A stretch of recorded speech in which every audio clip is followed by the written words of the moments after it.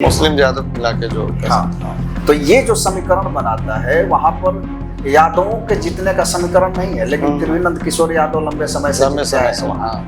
पिछली बार कांग्रेस से प्रवीण कुशवाहा भी थे, उससे उसके बाद मीरा कुमार के जो बेटे हैं वो भी चुनाव वहां से भाग आजमा चुके हैं, लेकिन वो जीत नहीं पाए। शत्रुघ्न सिन्हा भी रहे हैं, सांसद वहां से रह चुके हैं। तो लंबे समय से पटना साहिब का जो समीकरण है वो देखते हैं कुशवाहा के रूप में, तो आप वहाँ सबसे कुशवाहा बहुल क्षेत्र है, वहाँ कुशवाहा का वोट अच्छा खासा है।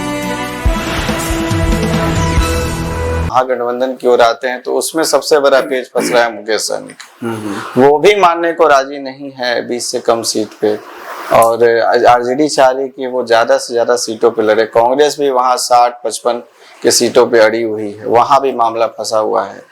देखिए तो मुकेश सहनी भी कह चुके हैं, पहले भी कहते आ रहे हैं कि हमारा बड़ी पार्टी है, हम डिप्टी सीएम रहेंगे, हमें वो सीट मिलनी चाहिए। तो ये समीकरण अगर कम सीट मिलेगा तो फिर वो डिप्टी सीएम बन पाएंगे? देखिए, डिप्टी सीएम बनने के लिए सीट ज्यादा होना ये कोई जरूरी नहीं है। वो तो एक सीट भी जीत के आए, अपना भी सीट जीत के आए तो डिप्टी सीएम हो सकते हैं।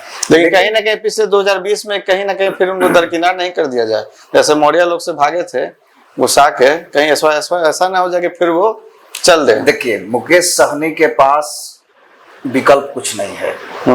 एनडीए ने उनके साथ क्या किया था पिछले चुनाव में हम लोग देख चुके हैं। महागठबंधन के साथ भी है और लगातार तेजस्वी यादव के साथ है। इनका सीटों से ज्यादा कुछ फर्क नहीं पड़ेगा।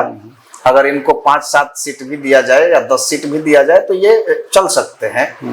इनकी सबसे बड़ी जो मांग है वो ये है कि हमारे गठबंधन की तरफ से हमको डिप्टी सीएम की घोषणा की जाए, औपचारिक घोषणा कि अगर महागठबंधन की सरकार बनती है तो मुकेश सहनी डिप्टी सीएम होंगे। और ये औपचारिक घोषणा नहीं हो रही है और इस वजह से चीजें फंसी पड़ी है। हालांकि वो भी अब तक क्लियर हो गई है, कुछ चीजें पता चल रही है कि धीरे धीरे जो तस्वीर है वो साफ हो रही है। और वहां अगर महागठबंधन में बात करेंगे, इतनी पेचीदा मामला नहीं है जितना कि एनडीए में। महागठबंधन में तेजस्वी यादव यानी कि आरजेडी जो है 140 सीट पर लड़ने के लिए घोषणा कर चुकी है, 140 सीट लड़ना है। कांग्रेस 60 सीट, हालांकि 90 की मांग कर रही है, लेकिन 60 सीट पर बात बन जाएगी और भी अपने कैंडिडेट डिक्लेयर करने शुरू कर दिए हैं। तो कहीं ना कहीं सहमति बन गई है।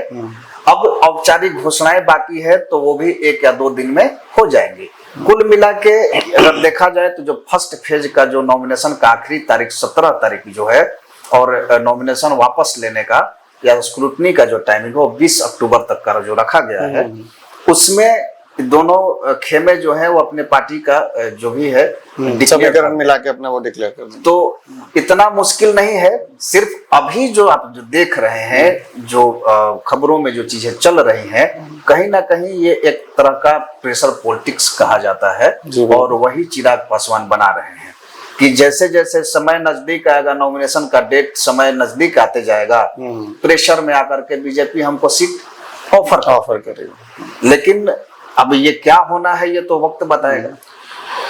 अब जैसे हम आते हैं पटना महानगर, ये सभी को ज्ञात है कि बीजेपी का ये गर रहा है शुरू से, चाहे वो पटना साहिब हो, चाहे वो कुम्हरार हो। सुशील मोदी के समय से नंद किशोर यादव 7 बार विधायक रह चुके हैं, संजीव चौरसिया रह चुके हैं, नितिन नवीन रह चुके हैं। ये 4 मुख्य जो पटना महानगर की विधानसभा है, उसमें अभी भी 2 से 3 सीटों में ये काफी भारी असमंजस पैदा हो चुकी है कि अभी तक सीटों का बंटवारा ठीक से हुआ नहीं है, नाम तय नहीं हो पा रहा है, जबकि दोनों सीटों पे गद्दावार नेता पहले से मौजूद है। ये भी कहा जा रहा है कि उनका पत्ता भी साफ हो सकता है, किसी नए कैंडिडेट को दिया जा सकता है। जैसे हम कुम्हरार की बात की जाए, पटना साहिब की बात की जाए कि सम्राट चौधरी को पटना साहिब से लड़ाया जाएगा। और एक बीजेपी ने ऑप्शन मंगल पांडे को भी दिया कि आप 2 सीट का ऑप्शन आपको दिया, या तो आप सारण से लड़िए या तो आप कुम्हरार से लड़िए। कहाँ तक ये बातें सही है? देखिए, मंगल पांडे के बारे में तो ये क्लियर है कि वो कुम्हरार नहीं लड़ेंगे। उनके पास 2 सीटें रखी गई है। एक ऐसी खबर आ रही है, हमको करीबी सूत्रों से ऐसी खबरें मिली हैं। बीजेपी के एक अच्छे नेता है जिन्होंने ये बातें कही हैं, हालांकि मैं नाम डिस्क्लोज नहीं करूंगा। तो उन्होंने कहा कि मंगल पांडे के लिए महाराजगंज जो कि उनका पारंपरिक सीट रहा है, और दूसरा सीट उनको कहा जा रहा है कि आप सिवान से लड़िए, सिवान या महाराजगंज। कुम्हरार तो वो नहीं लड़ने वाले हैं, ये तो क्लियर है। लेकिन अब जो पटना साहिब की सीट की बात कर रहे हैं, पटना साहिब में अगर आप करीब से देखेंगे तो पटना साहिब का भी एक अलग इतिहास रहा है। बिल्कुल बिल्कुल। पटना साहिब में अगर वोटरों पर आप नजर डालेंगे तो वहां का समीकरण बनता है कुशवाहा, कायस्थ और जो थोड़ा बहुत मुस्लिम वोट भी है, मुस्लिम ज्यादा मिला के जो हाँ।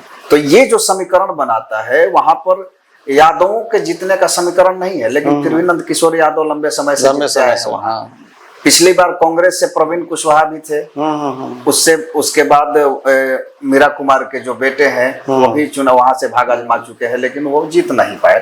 शत्रुघ्न सिन्हा भी रहे हैं सांसद, वहां से रह चुके हैं। तो लंबे समय से पटना साहिब का जो समीकरण है वो देखते हैं कुशवाहा के रूप में, तो आप वहाँ सबसे कुशवाहा बहुल क्षेत्र है, वहाँ कुशवाहा का वोट अच्छा खासा है, तो सम्राट चौधरी को ऑफर किया जा सकता है ये सीट। लेकिन ये भी कई बातें हो रही है कि वो चुनाव नहीं भी लड़ सकते हैं, या ये भी बात कह सकते हैं कि प्रशांत किशोर ने इस बात को डिस्क्लोज किया है कि अपने मीडिया के माध्यम से मैं बताना चाह रहा हूँ कि सम्राट चौधरी जहां से लड़ेंगे वहां से मैं लड़ूंगा।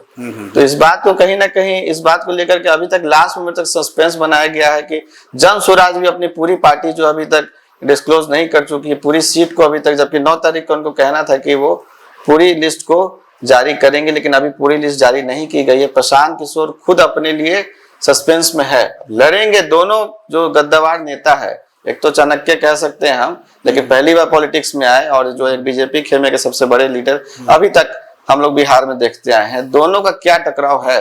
देखिए, सम्राट चौधरी अगर पटना साहिब से लड़ते हैं तब भी इनका जीत तय है, क्योंकि सम्राट चौधरी एक तो बीजेपी के बड़े नेता हैं, बिहार में अच्छा नाम है उनका, और अगर देखा जाए तो बीजेपी का पारंपरिक सीट भी है, प्लस कुशवाहा के लोग वहां, और कुशवाहा बहुल क्षेत्र है, तो वहां से इनका जीत तय है।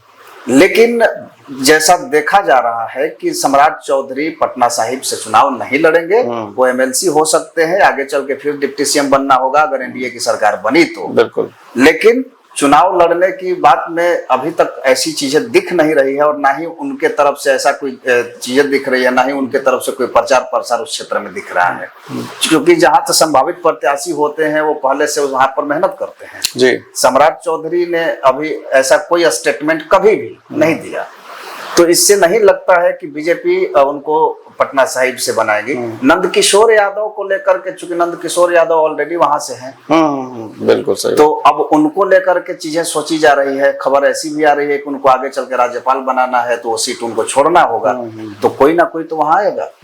लेकिन सम्राट चौधरी ही होंगे, अब ये घोषणा होने के बाद ही समझ में आएगा कि क्या चीज है। ऐसे में तो कुम्हरार भी अभी तक वंचित है। अरुण कुमार सिन्हा वहां से लगभग 6 बार वो भी विधायक रह चुके हैं, उनका तो पत्ता लगभग, जहां तक कि पार्टी से ये सूत्र से पता चला कि उनका पता कट गया है, लेकिन अभी तक किसी कैंडिडेट का बयानबाजी या किसी तरह का हलचल महसूस नहीं हुआ। नितिन नवीन जो है बागीपुर से, उनका लगभग सीट तय है, क्योंकि युवा है और लगातार वो काम करते आए हैं, प्रतिनिधिमान मंत्री भी रह चुके हैं और काफी अच्छा कार्यशैली उनका रहा है। उसके बाद हम दीघा में जाते हैं तो संजीव चौरसिया जी, वो भी अपने क्षेत्र में माने जाते हैं काफी पुराने विधायक। उसके बाद अगर हम आगे बढ़े तो दानापुर से जो खबरें आई हमें कि रीतलाल यादव भी शायद लड़ सकते हैं, फिर से वो उनको जमानत मिली है, और शायद रामकृपाल यादव को इस बार दानापुर सीट को लेकर के दावेदारी बहुत हो रहा है। एक कमल दयाल यादव है, वो भी दावेदारी ठोक रहे हैं, आरजेडी के अच्छे नेता है। रीतलाल यादव सिटिंग एमएलए है, लेकिन क्योंकि वो जेल में है तो अभी उन पर कुछ कहा नहीं जा सकता है, टिकट काट भी सकती है, क्योंकि आरजेडी इस बार अपनी छवि को साफ करना चाहती है। सही बात। तो ये भी एक मसला हो सकता है। और संजीव चौरसिया का टिकट थोड़ा सा पेंच में है, हो सकता है कि संजीव चौरसिया का टिकट काटा जाए और यहाँ से कोई महिला कैंडिडेट दिया जाए, महिला कैंडिडेट। तो ये सूत्र के हवाले से है, और जब तक ये घोषणाएं नहीं हो जाती है तब तक ये चर्चा किसी भी नोड पे नहीं जाएगी, क्योंकि अंदाजा लगाना थोड़ा मुश्किल है। आने वाले समय 1-2 दिन में सारी चीजें क्लियर हो जाएंगी। तो कुल मिला के अभी जो बिहार की स्थिति है वो बस इसी चीजों पर टिकी हुई है। ये बात आपने सही कही कि सर कि आरजेडी जो है अपने पुरानी जो छवि वाले लोग थे, जो जेल में रहे और जिनके कार्रवाई चली है, उनको वो बाइकआउट कर रही है। आज जो हम लोग नमूना देखा हमने कि वो अशोक महतो जो थे, जेल से निकल के आए और दावेदारी कर रहे थे कि आरजेडी हमें टिकट देगी। आज उन्हें गेट से ही रवाना कर दिया गया। हालांकि अशोक महतो चुनाव नहीं लड़ते हैं, उनकी पत्नी चुनाव लड़ती है, और अशोक महतो क्रिमिनल एक्टिविटीज में जेल भी गए हैं और उन पर क्रिमिनल केसेस भी हैं। हालांकि वो झूठ खबर है, बाद में उस पर चर्चा हुई और उनके कार्यकर्ताओं ने ये बताया कि 1 घंटा बाद तेजस्वी यादव उनको मिलने के लिए बुलाए थे। तो जो सोशल मीडिया पर वीडियो चल रही है उसमें वो पूरी सच्चाई नहीं है। तो ये थी तमाम अभी तक के बिहार राजनीति से जुड़ी जो हम लोग डिस्कस कर रहे थे बिहार विधानसभा चुनाव के बारे में। कल हम फिर नई खबर लेके आएंगे। कल का दिन काफी खास है क्योंकि तमाम पार्टियों के द्वारा, लगभग सभी पार्टियों के द्वारा कल सूची जारी कर दी जाएगी और पता चलेगा किसको क्या सीट मिल रहा है, किसको कहां सीट मिल रहा है। कल हम फिर ताजा खबर लेके आपके पास आएंगे। तब तक देखते रहिए बिग न्यूज़ 9। मैं रवि कुमार मेहता, नमस्कार।